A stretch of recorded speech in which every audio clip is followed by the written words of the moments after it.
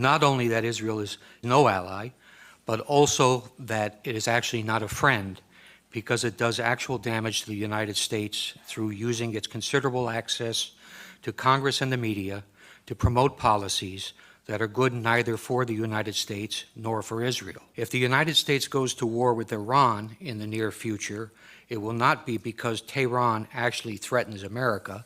It will be because Israel and its powerful lobby in the U.S. have succeeded in creating an essentially false casus belli to mandate such action.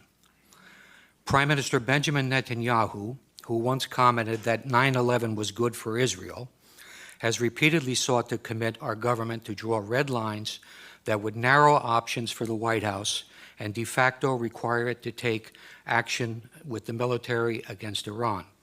Congress is meanwhile advancing legislation that would commit the United States to intervene militarily in support of a unilateral Israeli attack, meaning that Israel could easily be empowered to make the decision on whether or not the U.S. goes to war. Israel interferes in American elections. It has corrupted our Congress. Its head of government publicly rebukes our own head of state, and its intelligence officers actually provide alarmist and inaccurate private briefings for American senators on Capitol Hill.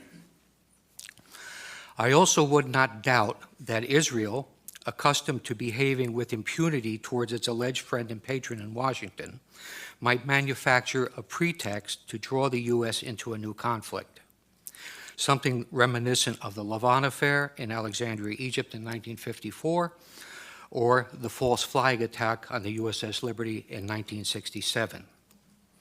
In short, Israel has no reluctance to use its enormous political and media clout in the U.S. to pressure successive administrations to conform to its own foreign and security policy views. Grant Smith has described how Friends of Israel stole enriched uranium from a Pennsylvania refinery to create a nuclear arsenal. More recently, we have learned how Arnon Milchan, a Hollywood producer born in Israel, arranged for the illegal purchase of 800 nuclear triggers. Milchan picked up an Oscar last Sunday without any interference from the FBI. Israel, which relies on Washington for billions of dollars in aid and also for political cover in international fora like the UN, does not spy discreetly, largely because it knows that few in Washington will seek to hold it to account. Israel, where government and business work hand in hand, has obtained significant advantage by systematically stealing American technology with both military and civilian applications. The U.S. developed technology is then reverse engineered and used by the Israelis to support their own exports. Israel has sold advanced weapon systems to China that are believed to incorporate technology developed by American companies, including the Python 3 air-to-air missile and the Delilah cruise missile. There is evidence that Israel has also stolen Patriot missile avionics to incorporate into its own Arrow system, and that it used U.S. technology obtained in its Lavi fighter development program to help the Chinese develop their own J-10. Israel always features prominently in the annual FBI report called Foreign Economic and Industrial Collection. The 2005 report states, Israel has an active program to gather proprietary information within the United States. These collection activities are primarily directed at obtaining information on military systems and advanced computing applications that can be used in Israel's sizable armaments industry. It adds that Israel recruits spies, uses electronic methods, and carries out computer intrusion to gain the information.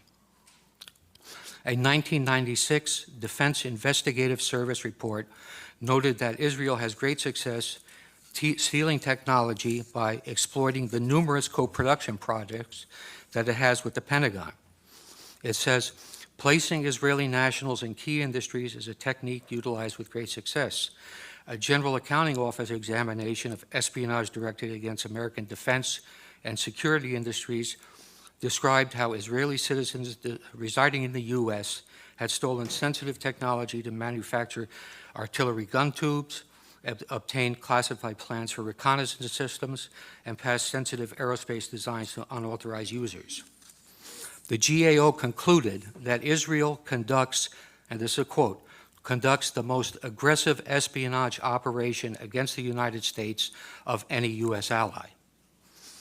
In June 2006, a Pentagon administrative judge overruled an appeal by an Israeli who had been denied a security clearance. If you can imagine that, an Israeli with a security clearance at the Pentagon.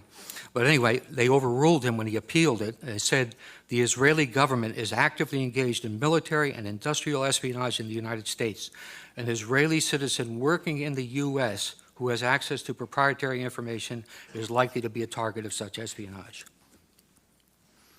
More recently, FBI counterintelligence officer John Cole has reported how many cases of Israeli espionage are dropped under orders from the Justice Department. He provides a conservative estimate of 125 viable investigations into Israeli espionage involving both American citizens and Israelis that were stopped due to political pressure.